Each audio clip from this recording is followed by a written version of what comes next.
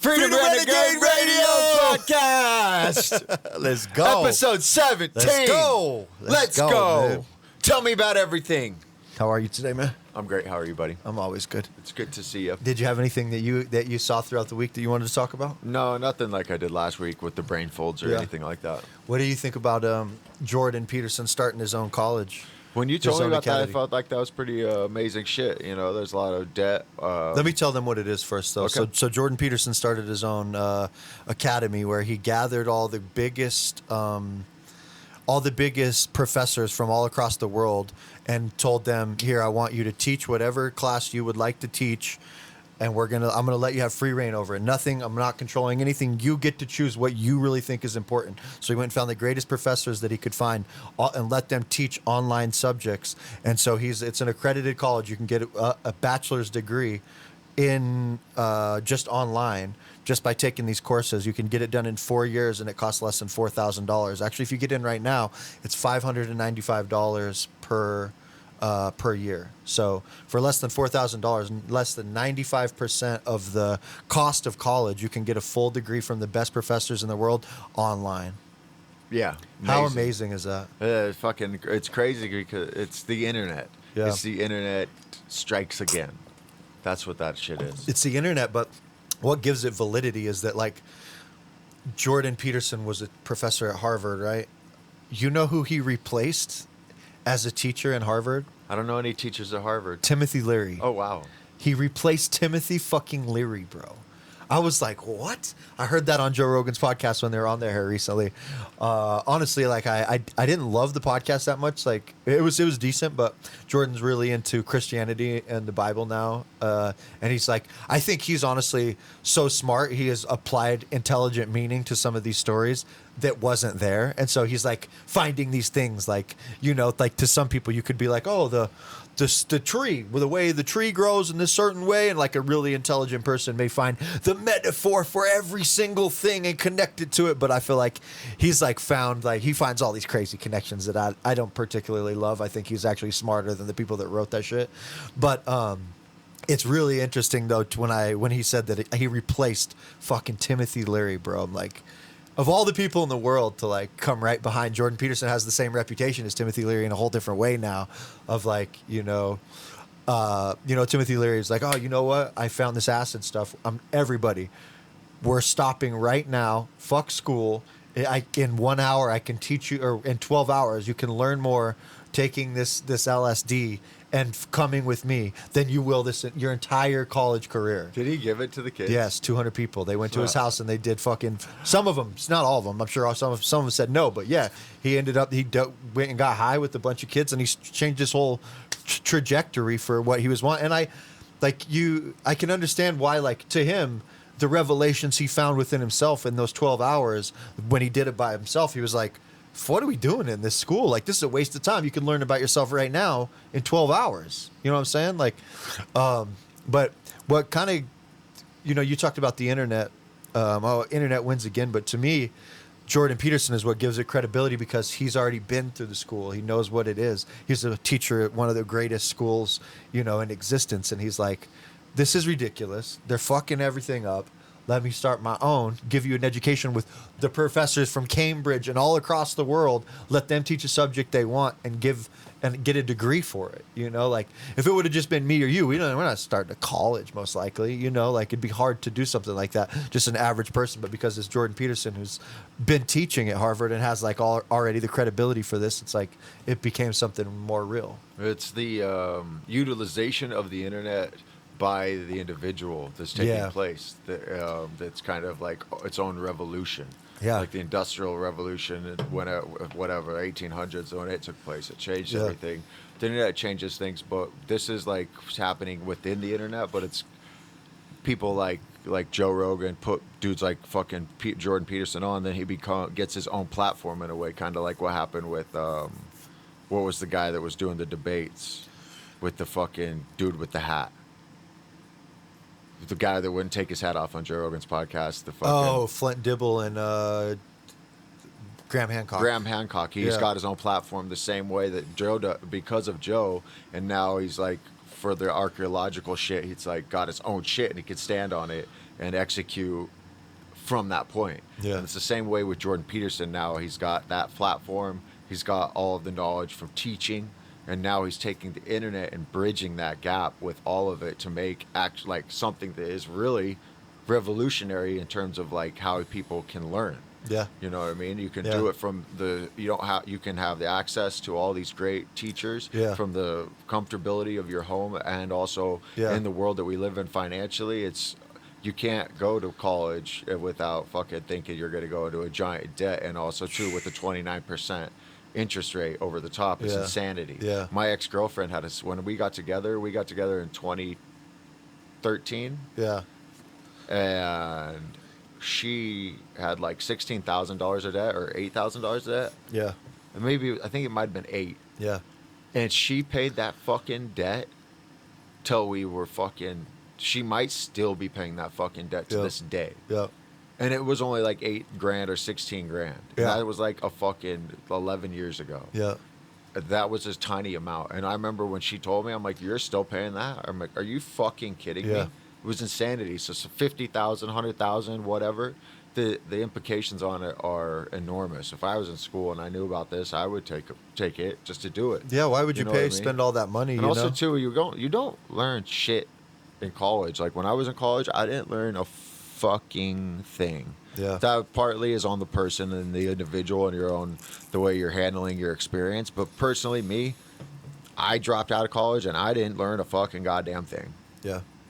Well, that's what I was telling. That's not true.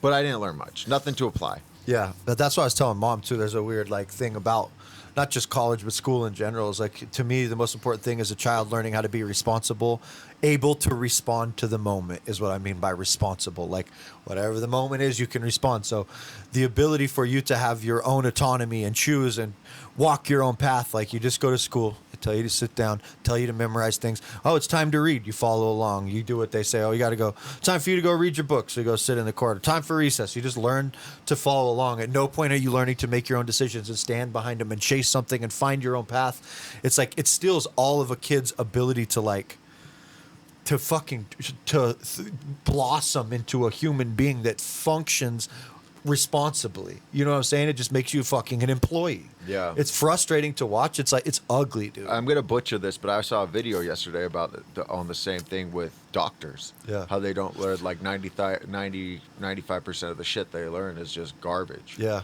And they don't really learn anything about like healing. Yeah. You know, like Yeah. I can't. Like I said, I'm gonna butcher it, and I already have, but it was around basically along those same lines. You know, Yeah. and even doctors are just like up a creek without a fucking paddle. Yeah. Yeah, you can't just It fucking... was about nutrition. That's what it was. It was Yeah. saying doctors have fucking like 20 minutes of nutrition training total. Which is where... It's like you probably know more about nutrition than your doctor, is what it was saying. Which is why they end up... And it's medicine. Sorry, is, I don't mean to get upset. Which is what caused the people to get sick was the nutrition. You know what I'm saying? Like Yeah. 99% of fucking people that are sick, it's because of what they put in their body. And also too, when I watch people, I'm personally watching this happen in my life with people around me. But when you people get put on these cocktails of pills, they just fucking fall off a cliff, dude. Yeah. They just go off the fucking rails. Yeah. It is insanity that is like what we do in society for people. Like, Yeah. and it's insanity to me. Like, I'm not that guy to where I'm ever like, oh, I need a pill to fix this. Like, no matter what it is, it's not helpful.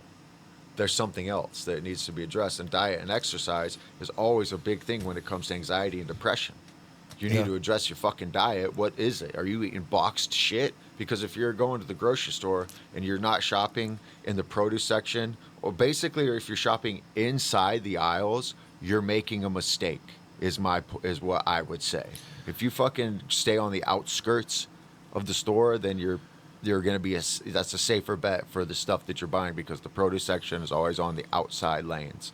In the back, you got like more fresh stuff like eggs and even dairy, which I wouldn't even say you need to consume. You know what I mean? But like the meat section on the outside, the fucking fish on the outside. You know what I mean? Like all that stuff. Stay on the outskirts of the fucking store and don't buy anything in a goddamn box, and exercise daily. Yeah. Yeah. Sorry, I got peachy. No, you're good. It wasn't preachy. I lost my train of thought. I was going to say something in the middle, but I was just started listening just let you go. Yeah. Sorry. Yeah, that's okay. I don't. I said what I gotta say. I don't have anything else. I had something to add to it, but I completely forgot what it is, so it doesn't really matter. I'm just gonna switch topics because I have nothing to say about that. Okay. Sorry. No, it's okay. I can't remember how we got So there. along Jordan Peterson and the teaching. Yeah, it's okay. We'll just keep going. I think it's nice that people have the opportunity to get a degree for $4,000 rather than, depending on what college you go to, up to $300,000 per for your whole fucking degree. You know. Yeah. I think that's an amazing, benevolent thing to do. They actually were going to start the college off with free in the beginning, like just free for everybody. But then he's like, if people don't pay something, they won't value it. You know, he's like, people just not really care about it. You know, like it makes you, if you pay the money, you're going to show up and do it. You know what I mean? And I get that. It's the same as giving CDs away for free. Like if they didn't pay for it, they don't care about it. You know, it does make you a got to difference. make them pay $10 so they fucking want to listen to it. Yeah. You know? Yeah. If they're not willing to pay $10, they're not going to listen They don't to care. it anyways. Yeah. Yeah. It's like it is a really good point. Like people always do that in spirituality and shit too. Like, oh, you're selling a course. Like, yeah, because if you don't pay for it, you won't fucking care and won't complete it. You know, like the money. I understand both sides, but the money does make it so your investment makes you have to follow through. You know. It puts weight on your side too, to where you're like, you're invested. Yeah. Literally. Right. You know? Yeah. That's on the note of investment. The fucking, that we talked about Ray Gun last time, the breakdancer. Ray Gun. Oh, yeah. So I just found this out like 2 days ago. There's a whole backstory that like, so first of all, Fletch was telling me how hard it is to find the video now. Like the Olympics, he thinks scrubbed most of it off the internet. It was crazy because it was everywhere. It was everywhere. It was all all over. It's really hard to find right now, apparently. But so her husband is the head of the committee for like Australia for breakdancers, and there was a lot more people that were way more qualified. She made it so the money that was being put into the charity to let the people that were better go, she halted all that so she could go. So she made it so her husband's the head of the committee for like the people that go she for the breakdancing. She stopped everyone else's money? She fucking... there's like a whole... Like the exact details, perfection. I don't know the exact details. This is what I just heard though, is that... And apparently it's... I've heard it a lot of places recently, so I think it's actually true. So she ends up keeping these people from being able to go, goes on financially. Goes on her own and breakdances and becomes the mockery of the world. It's funny how the karma, like, call it whatever you want, but how this just played into this chick just becoming hyper famous for the wrong reasons. You know what I mean? And she like yeah, it's crazy, dude. I'm like, damn, I didn't know that this was. I just thought that was the best. I'm like, that was weird that that's the best they got to offer. You know? That's what I thought. It's like maybe Australia doesn't have breakdancing. Yeah, right. But no, this chick held all the other girls back and fucking just popped herself in there, dude. That's fucked up. Yeah, dude. And then she made herself look like a total horse. Oh, she'll never. That's what she'll be known for the rest of her life. That's what you get. That's what you fucking get. Yeah. You do that to your fellow countrymen, you Yeah. piece of shit. Yeah. Yeah, I thought that was crazy though, dude. It blew my mind when I heard that. I had no idea that was like a part of it. I thought the same thing as you. Like, it's probably not that good. She's just not. She's breakdancers that watch her don't think it's terrible. They're just not. It's not great, but it's like. When you're like, there has to be better women breakdancers over there. You know? Yeah. Yeah. You would think so, dude. Like, yeah. That was pretty fucking bad, dude. It was pretty fucking bad, dude. I didn't watch the whole set, but I mean, from what I looked at, it was like, goddamn. But the actions behind it, it's like, speaks to her character deeply. Yeah. What did you think of the videos I was showing you from Sora the other day? Sora AI. It's the shit I was showing you. I've seen that. I've seen that. But I showed that to you. I think. Can we use that for music videos? Yeah, at some point we can. It's not open to the public yet. Oh, it's not. Yeah, there's other ones though. That is good. I have no idea. I haven't played with the video. So Sora AI is like an AI program where you can type in a prompt and it will give you whole movies like woolly mammoths walking through snow, whatever you want. And it's like, it looks like you recorded it through a video recorder. It's actually like high def, good quality, and you can make whole scenes just from typing in a prompt. And it looks realistic, amazing. doesn't it? It does. The puppy one is fucking insane. Yeah. All of them are fucking pretty good, dude. Like, you could, with your imagination, you just type up a few prompts, we can make a music video like that. That's what I'm planning on. Me too. But keep going. That was immediately my thought. Yeah. Like we can just make our own music videos just like this, pop them out to people, get a good image with a fucking sound. And here's why the fact that you say that is interesting. Tyler Perry was building an $800 million studio for video production, everything. $800 million. They were like a quarter of the way through building it. He saw Sora AI, called him and said, "Shut it all down. We're done." That's not. He's like, these jobs aren't going to be available in a couple of years. Shut it all down. Shut down an $800 million studio production. Yeah. Yes. Holy shit. He was like, well, I saw Sora and I called immediately, said, just shut that shit down. There's no way people are going to have jobs with this stuff being alive. I was thinking the same thing too about production and like audio engineers. Like, they're gone, dude.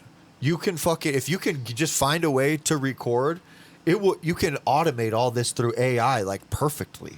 You know what I'm saying? Like, there's so much. As my mind starts running down the rabbit hole. As you just say it too, mine starts yes, clicking. It's too. everywhere. It's My gone. eyes kind of opened up to like 20 years, shit. all this shit's gone. It can be done better. But the one thing I'm wondering about the piercing into original content. That's always going to be available. There will never be a replacement for me and you that I don't.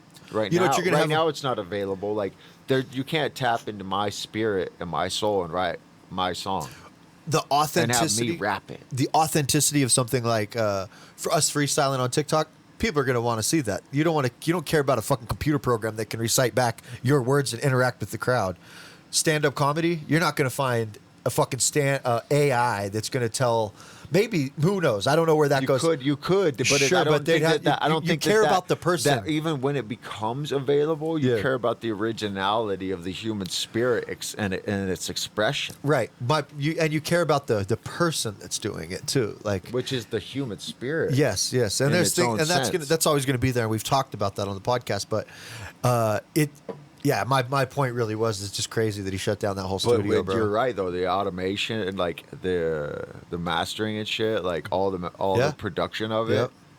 A lot of that shit could go out the window. We're kind of beat making right now. As I speak about it and think about it, maybe I'm not thinking about it objectively enough, and I'm being biased towards myself. But I don't feel threatened in our art form. Yeah, I'm not worried about it. If I was an artist, like if I was drawing, I'd be like, fuck, dude. Yeah. Fuck, bro. I just lost think about how much business you think that's impacted. Think about being a producer that makes beats and you're getting $100,000 a beat right now, like you're Scott Storch or something. Dude, the programs that are going to come out with AI, you're not going to have to know anything about music.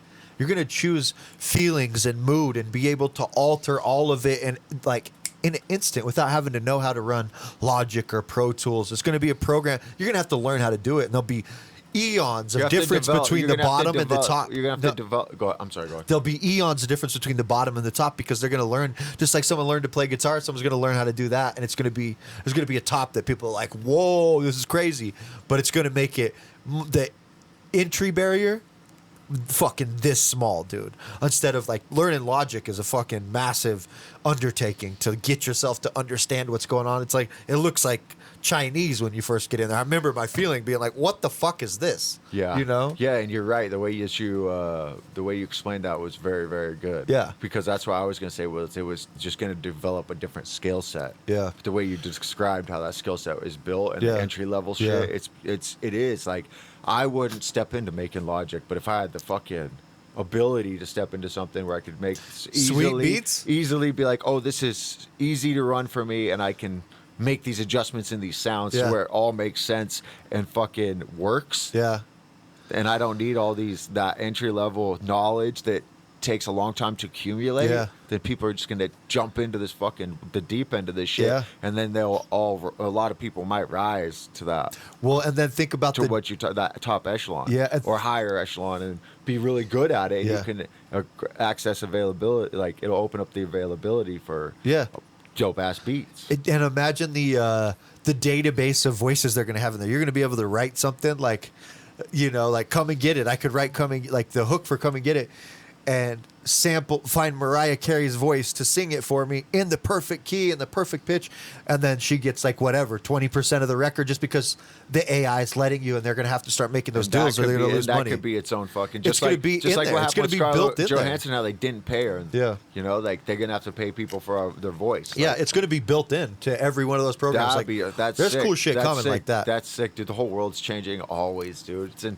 constant. For right now, it's like since the internet started, too, dude. It's been like our whole lives has just been like this fucking like playing that Super Nintendo took me back, dude. Yeah. But it also shows you like holy shit how simplistic life was and how easy it was to maintain a focus and pattern, and now it's so much harder to dial that in and maintain that energy and move forward with it because there's so many fucking distractions all over you all the time, and then your phone only magnifies it and amplifies it in your mind, you know what I mean, for fucking it's every single different fucking facet of life. Then there's also two parts of it that almost made it more fun back then, because one, your options were limited in the way of like the apathy of options. You don't have a bunch of games to choose from, a bunch of systems to choose from, a phone to be doing something else, like you're saying. Like, it made it fun because when you got that game, that's what you wanted to play, and it's all you had, and all your friends were also playing it.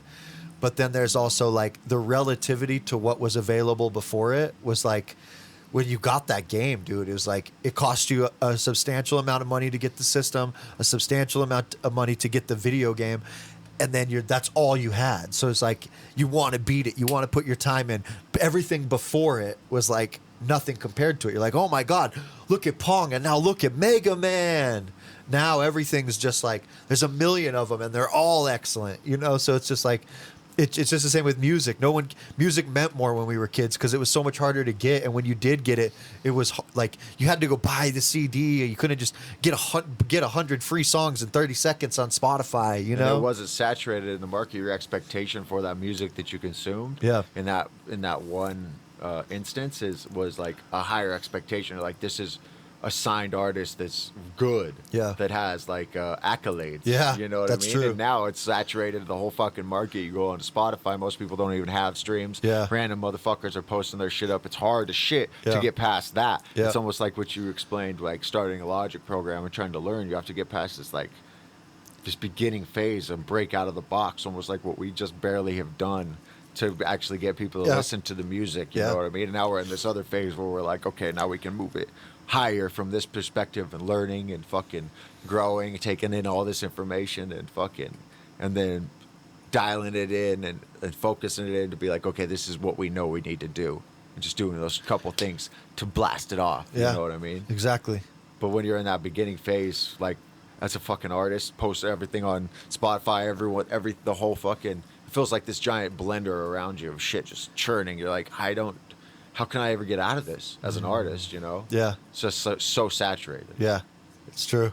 You have to do something to get outside that. And to me, it's very evident that is content with your material. Yeah, the internet made it so much easier to get into music. It's been really nice in a lot of ways. For us, it's been amazing. For the listener, it makes it so you got to sift through some shit, you know?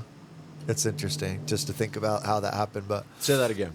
It's I was just saying the internet made it really interesting for us to be able to get into music because you can get in easier. There's no barrier of like the record labels and being signed. You could put out like Post Malone's song, one of his first songs he ever put out. It took off. He had someone famous share it. Someone that signed shared that's it. what I'm saying though. There's like the internet made it so he didn't need a record label at that time. You know, like that's amazing that you don't need it. But also it's like the validity of a record label usually brought in better artists, so there wasn't a plethora of shit that you had to sort through to find the good stuff. A lot of the times it was the good stuff. So it's just interesting to be alive now and have that. That opportunity is huge for people like us. You know? Yeah, it is. We're in a very interesting time, and it's cool. People like Nick D just give me so much fucking a new insight. Like when we first started, Karis One gave me the insight to be like, I can belong in this culture as well. Yeah. And we spoke about that on the podcast before. But Nick D has given me the same insight to be like, oh, we could do it in the same way. The exact way that we're already walking and the path we're already moving is like, it's not laid out by someone else here, but I can see it through what he's doing, that it bridges in a parallel with our lives, and we can walk that same path. Yeah. When Carly sent me that video, I got about 10 minutes in and I was like, fuck, I feel like this is exactly where we are. And I sent it to you immediately. I was like, you got to watch this shit. Because it was good, dude. It was really good. Like, but the whole time I was like, man, this is literally, if you look at where he's at and he's step 10, we were like step 2 and going towards that, maybe even step 4. But we have the information. What's beautiful to me right now in this moment is we have the information. I think we're both aware that we know what we need to do. Yeah. And all we need to do is continue to execute on it in the same way that we did before, and make our content in the same authentic manner for our listeners, so that they're consuming it in an entertaining way. Yeah. I just thought it was interesting that whether we saw that video or not, we were headed that was the exact direction we had pointed and we're starting to go. Yeah. But it gives literally you that, there was no weaving of anything. It was like everything he said in that was the exact direction. That in my mind I was like, that's exactly what I'm doing. Yeah, but it also puts it into words, or like puts it like solidifies it, like, okay, this is how he did it. Yeah. And we can sift it from that movement. We can find our groove from that shit too. I just found it inspirational to find that the most inspirational thing to me was that, like, everybody complains about the money they make off streams because it's such a shitty amount. This guy is fucking making $4,000 a day, closer to $3,000 from what he said. Just making music, just from stream money. Even though it's so shitty, he's making $4,000 a day just streaming, dude. Like, he just making his music. Like, that's everybody. Like I said, everybody's complaining about that. They're mad. Oh, streams are so cheap. This guy fucking is making a crazy good living off of it. And it's like, and he's an independent artist that only has he has like 4 million monthly listeners on Spotify, and he's making that much money. Like, that's a lot of people. Don't get me wrong. We got 23,000. That's our highest yet.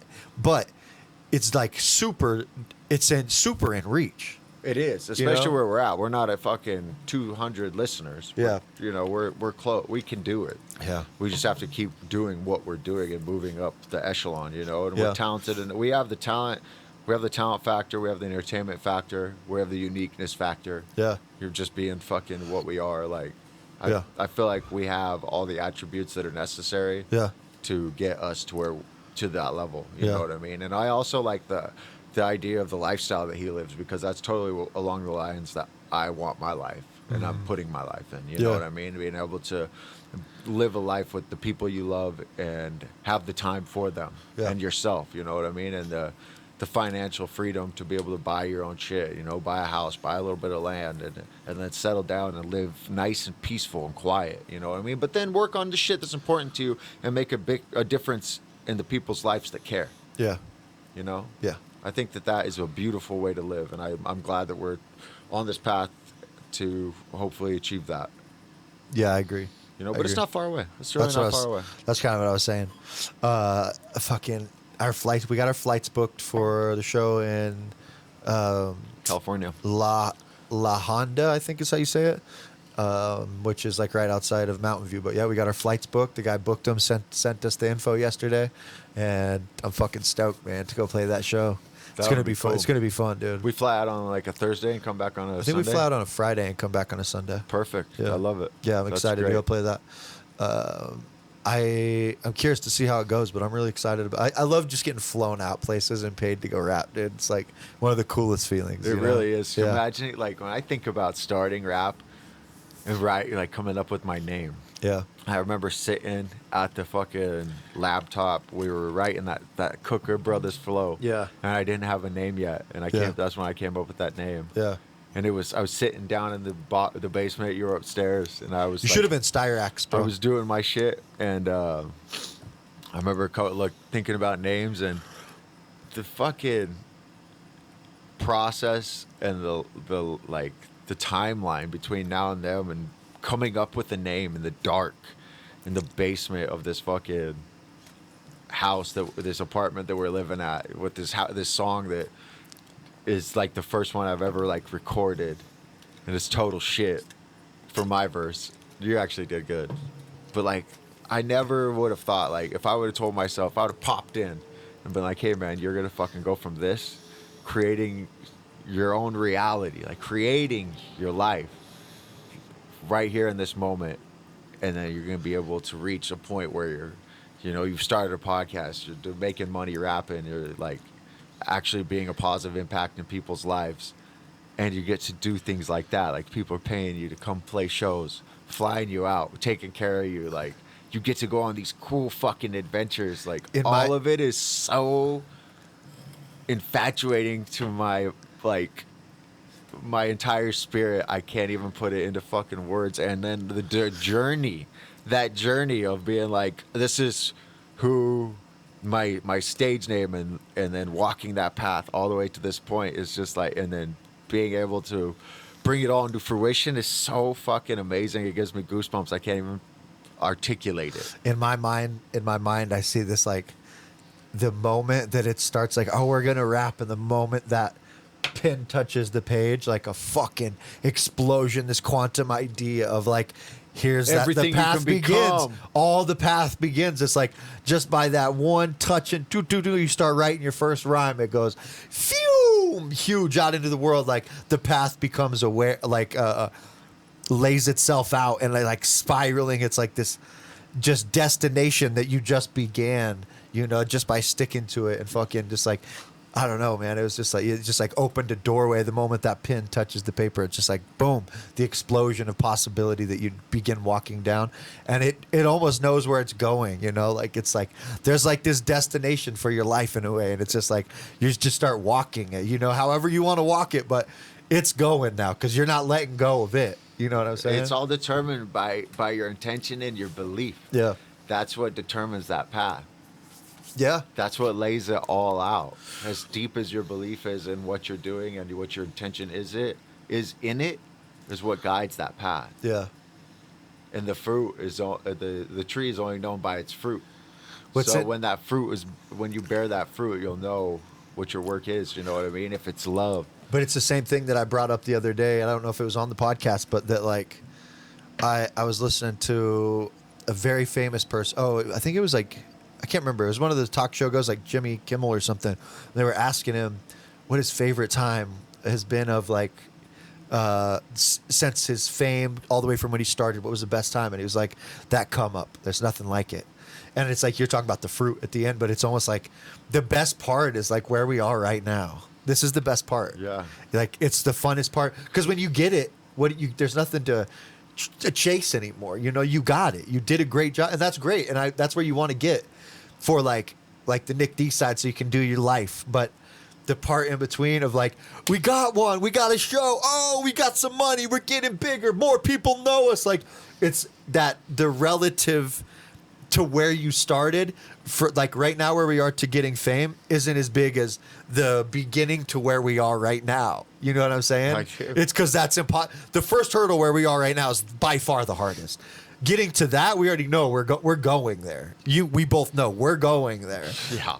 And it's like, I don't know, like the surprise factor of the beginning is just way different. You're like, oh my God, we're doing it. But we're like, already now we're like, we're doing it. The fucking way you're describing it to me is like what we're watching is like when a fucking tree starts to have a fruit come off. You're like, oh, it's getting a fruit. One. It's got a fruit coming out, and that's the excitement we're feeling. But it's all building towards the fruit being ripe, falling, and taking the bite. Yeah, and that's what we're moving to. And the bite is the truth. The bite. That's a good one. The bite.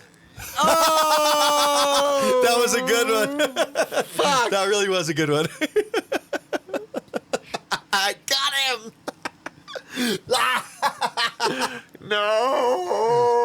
I wanted to laugh in your face like you laughed in mine earlier. This game is getting out of hand, dude.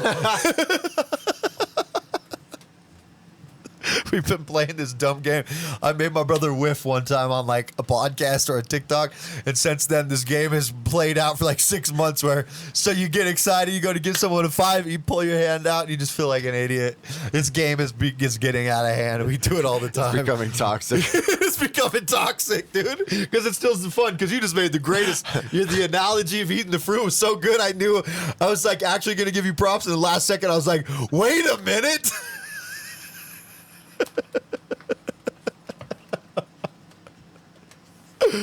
Oh shit, that was Piece good. of And it's shit. always this. It's I know. always this. I It's know you never threw me this. off, dude. Yeah, You the caught knuckles me, got dude. you. They'll never get me again. I fucking swear to God. That's no one locked else. into this podcast Fucking- forever.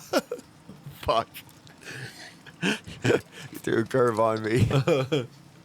That was great, but that was a really good analogy. It is. We're I like like that. watching that fruit, getting ready to eat it. And that Yep. fruit is like success.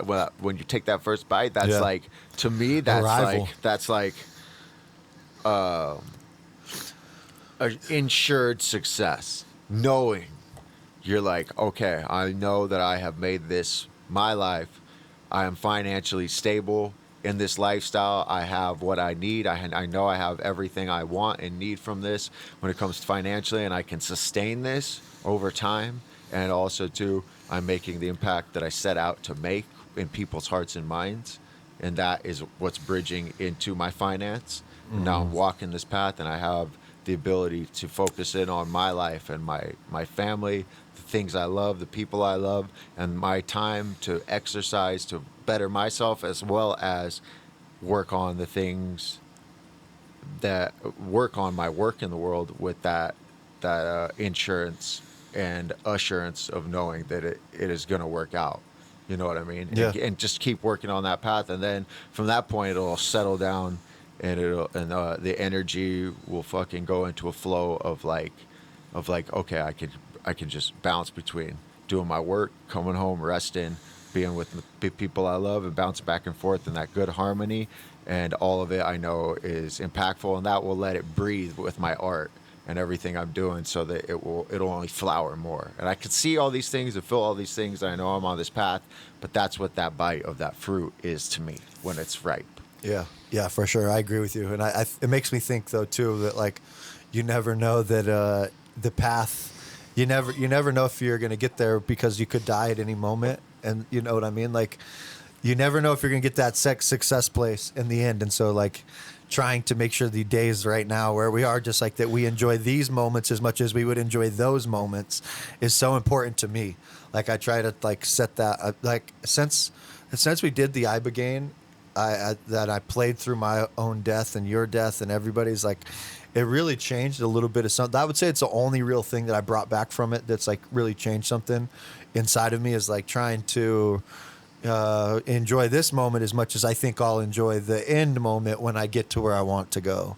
You know what I mean? Just making sure right now is just as valuable as that, and like just as fun. And like hearing that guy's perspective that this was the best time to him also gives me a little like reference of like, this guy's made it. Like it's as far as you can make it. And he's saying this is the best time. Like, yeah, let's fucking enjoy this whole thing the whole way. You know, Yeah. let's not waste this moment. Like I need this. Like, nah, I got this. Exactly. You know what I mean? And the more you settle into that energy, it brings that easier and quicker, because you are it now. Yeah. You know what I mean? Yeah. It's like you're matching that frequency. Yeah. And it's bringing it into your life Yep. quicker. Yep. And because you're having fun in this moment and everything's coming out in an authentic way that builds it into that naturally, Yeah. organically. It's like this quantum fucking tap into to existence. Yeah. It's crazy. Yeah, it is crazy. It's really crazy. It's not a bad podcast. I mean, it's an interesting idea, honestly, when I think about it. But did you watch? Oh, wait, you know what? Before I bring up the UFC fights, part of the UFC fights, so Drake put 485,000. yeah, on Izzy, Adesanya, yeah. on Izzy. Izzy lost. And then DDP, Dricus Duplessis, right after he puts his belt on it, he said, "Shout out, thank you, Drake."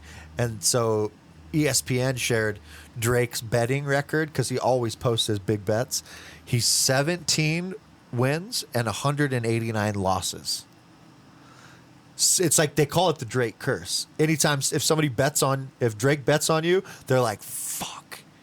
Like it's like a Drake. They call it the Drake curse. It's like the Madden curse. You know what I mean? It's like the Chris curse. You know the Madden curse? No. Anybody? Oh, yeah. If you got put on Madden, the cover of Madden, you had a shitty season. No. You got you got injured. Your life. You got injured. Like a career-ending injury, right? No, it doesn't have to be career ending, but like there's There's like 9 out of like no, I can't remember what it was. There was like 16 out of 18 people that had been on the cover got an injury after being on the cover of Madden. It was crazy, dude. It was crazy. I would be like, Yeah, so I'm not doing but it. man, it would be hard to turn down being on the cover of What the do you game. get paid for that? I bet. It's I don't know. I'm huge. curious. I wonder. But Izzy was on the cover of the UFC game. Oh fuck. Yeah. It's him and Masvidal together on like I think they're sitting on a Lamborghini. But anyway, so during those fights, I'd never seen this happen before in the UFC. We always get mad about the judging and shit.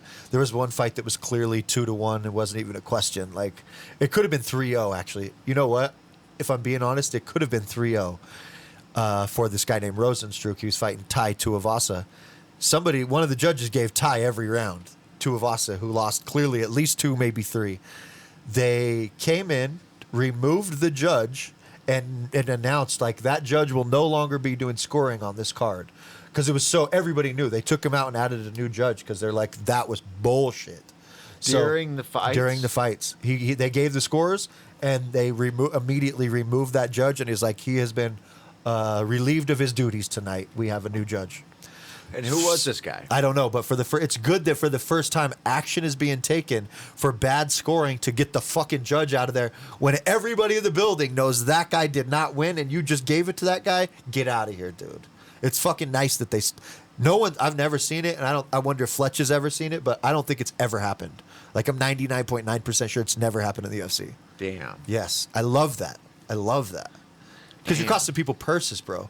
Because in UFC they do win bonuses. If you win, you get double the money. Yeah. So if you lose because of the judges, you lost. This guy lost because of it. No. The guy actually still won. The guy that should have won, but one judge scored it completely for the other guy, and it wasn't even close. He got his ass kicked.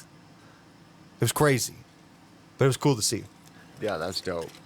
That's dope. Also on the fucking topic of sports, I just saw one of the coolest. We got to watch the Drake bets. Fletch, as soon as I sent that to Fletch about the Drake bets, he's all, we need to be pooling money right now. Like betting, whatever Drake says, we go that way. Yeah. He lost fucking $500,000, dude. Yeah, I think there's a partnership between him and a betting organization, and they let him put out like fake bets, or maybe not fake ones, but like they give him the money to bet. And if he wins, he gets a percentage of the bet because he's betting millions all the time and losing all the time. So I really think he's in a like, maybe he's with Bet US and they're like, you get a free $2 million for the next 2 months, and he makes the bets, and it doesn't matter at all to him because there's no way he's losing this many bets like that. I think this. If I had to guess, what do you think he makes a year? Drake? Yeah. I don't know. He's probably making like $50 million a year.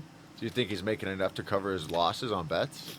Probably, but that's still like I think he has a partnership with him though. Like a lot of people do that. Like I know when. So like knowing that if Drake puts money on a fight, that other people will follow and suit. Yes, and also just him announcing it on his platform. All those people are like, oh, we can bet on that site. And people are probably doing exactly what we do, just going the other way. Well, and a lot of people like the Weighing In podcast I watched with John McCarthy and Josh Thompson.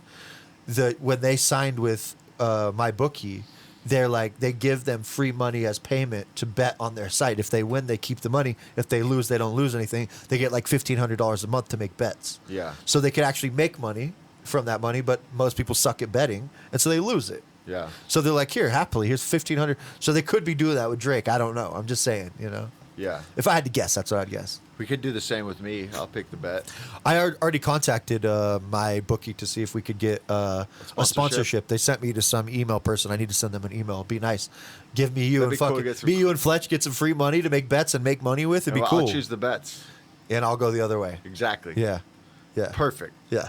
It's the surest way we can win. Actually, though, what would be interesting about that? If you got money and I got money, and we go opposite ways. One of us is going to actually win the money. We cash out the guaranteed money. You know what I'm saying?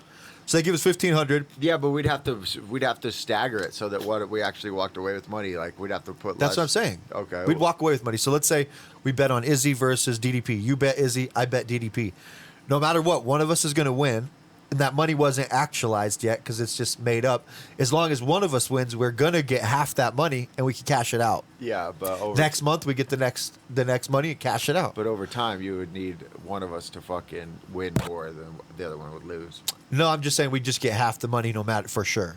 Yeah, but we're only breaking even.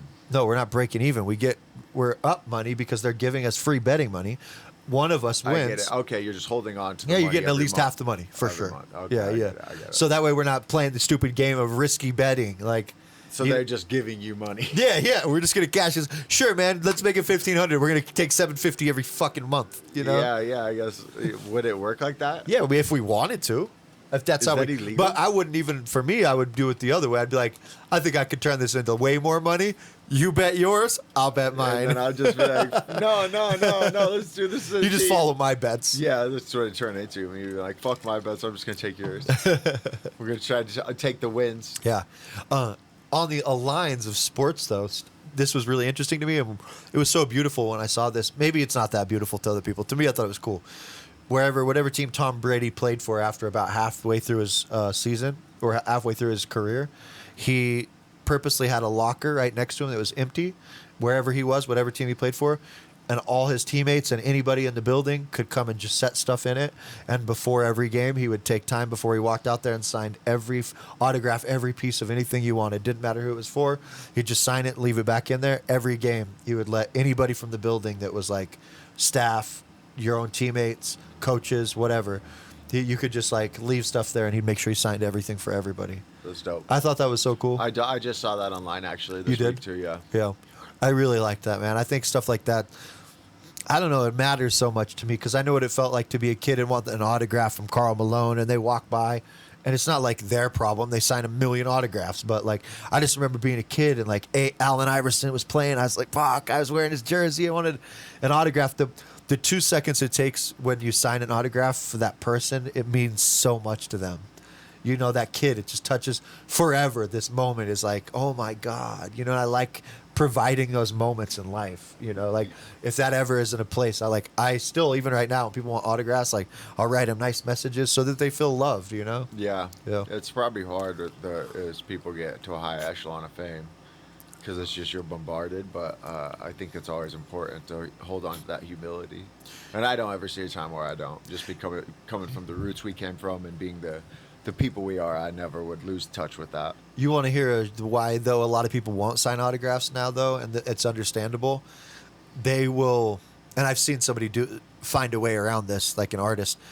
People will go and buy like the limited edition jerseys that come out. There's only 5 of them. They buy all 5 of them, and they come to them and they ask them to sign them, and then they go resell them for crazy high amounts of money. So they're with the autograph on it, it ups the price, but they made it so nobody else could buy them because they bought all the shit. So they'll bring these special things. Can you sign all 5, please? And at first everybody's like, of course, how cool is it you bought these? But they didn't know they're gonna go resell them to fucking kids that really care for a way higher price than they were selling them initially. So now I've seen like, I can't remember who the artist was. It was like YG, I think. He was like, someone's like, oh, I love you. Can you sign these? And there's like 5 things. And he's all, what's your favorite song? And a kid couldn't name it. He's all, what's your favorite lyric?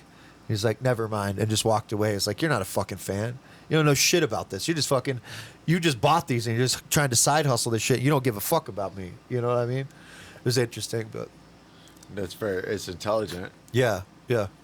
That's a good thought to have. Yeah. You know what I mean? And Yeah. Not stupid. At least he's not letting someone get fucked. But Yeah. But it's also, I mean, it's no skin off his back either way, so it doesn't matter. I think he's just protecting his fan base. For sure. I agree. I was watching That is intelligent, though. It is. I liked the way he did it. I was like, that's smart. But I'd probably just sign them all.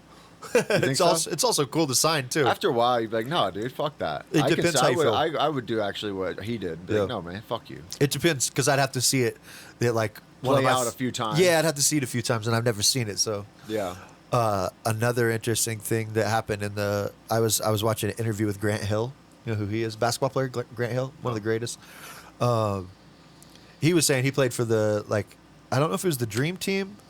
Oh, I think it was the Dream Team. I think he played on the Dream Team, like '94. I watched the same video. He played with Jordan.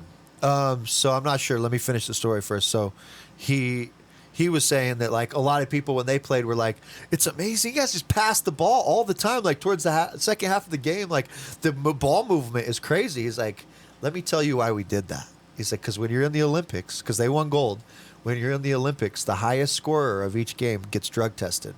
So we had to make sure the person that could piss clean would be the one that gets the highest points at the end of the game. So that's why you see us moving the ball around. Nobody wanted to be the person that got drug tested.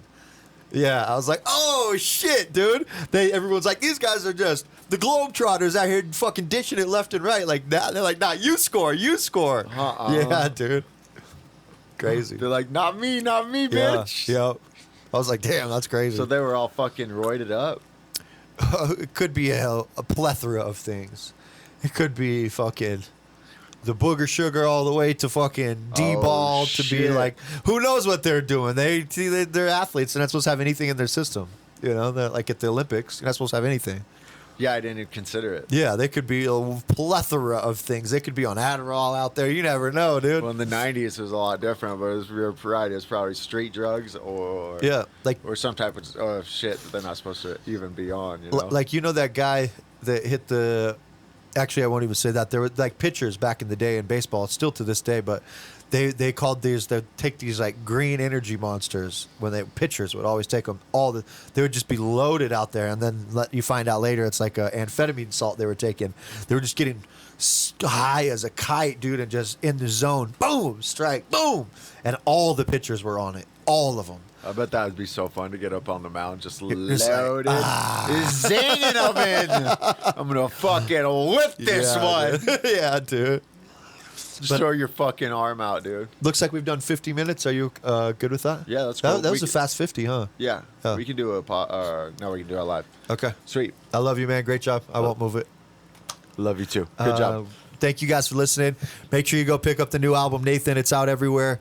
You guys definitely enjoy the album. It's fantastic. Hope you enjoyed the podcast. We'll see you guys next week. Nothing but love. Peace. Yeah. I set my sight on the spectrum and let it reflect the sunlight so the night know they come correct. You see, life is a track and it's more than a check. Yo, it's all about honoring the feeling in your chest. Who the best? I don't even fucking care. It's all about love, not the place you compare. But I bear what it is to be a human. Using mistakes, your trips and the music.